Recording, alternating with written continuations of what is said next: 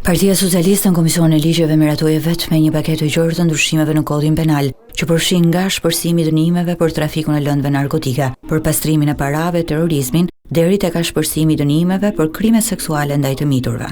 Ndryshimet kryesisht vijnë për shkak të detyrimeve të vendosura nga Bashkimi Evropian si pasojë e procesit të negociatave për antarësim. Masat që propozohen nëpërmjet këtyre ndryshimeve të Kodit Penal forcojnë legjislacionin tonë të brendshëm dhe e parafrojnë me Bashkimin Evropian, sa i takon pastrimit parave, luftës ndaj terrorizmit, trafikut paligjshëm drograve, trafikimit qenieve njerëzore dhe mbrojtjes viktimave të tij, abuzimit seksual dhe shfrytëzimit seksual të fëmijëve dhe pornografisë fëmijëve. Për herë të parë në Kodin Penal futet një nen për të mbrojtur interesat financiar të Bashkimit Evropian, e kushdo që abuzon me fondet e BE-s dënohet me burg deri në 5 vjet, e nëse abuzimi përfshin fonde që kalojnë shumën prej 50.000 eurosh, dënohet me burg deri në 10 vjet. Majoranca socialiste vendosi të plotësojë sot edhe një kërkesë të hershme të Brukselit për të hequr nga Kodi Penal veprën e shpifjes për gazetarët e për të forcuar mbrojtjen ndaj tyre.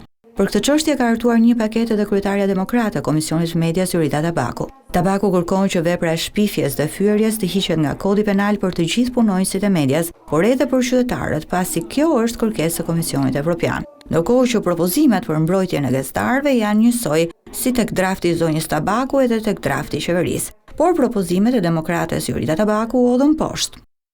Unë ndjek e qardhje të them të drejtën, sepse gjithë ditën, nga mëngjesi deri në darkë, thoni opozita nuk sjell propozime, nuk bëhet pjesë e procesit integrimit dhe në momentin e parë që keni mundësinë, ngrini me forcën e kartonave të gjithë kundër. Tani ky proces kryetar kërkon bashkëdakordsi për parime të rëndësishme, kushtetuese të cilat janë përcaktuar edhe në këtë propozim që unë kisha. Përtej këtyre ndryshimeve, qeveria ka vendosur të dënojë me burg edhe drejtuesit e automjeteve për parkim të dyfisht. Projekt ligji do rrinë dhe një fenomen tjetër të përditshëm, por me pasojë serioze për sigurinë publike, që ka të bëjë me parkimin në rresht të dytë, duke trajtuar si vepër penale në rastet ku kjo pengon seriozisht qarkullimin dhe lëvizjen e mjeteve të emergjencës. Ndryshimet në Kodi Penal kërkojnë 84 vota për të miratuar, por majoranca i ka numrat e nuk ka nevojë për konsensusin e opozitës.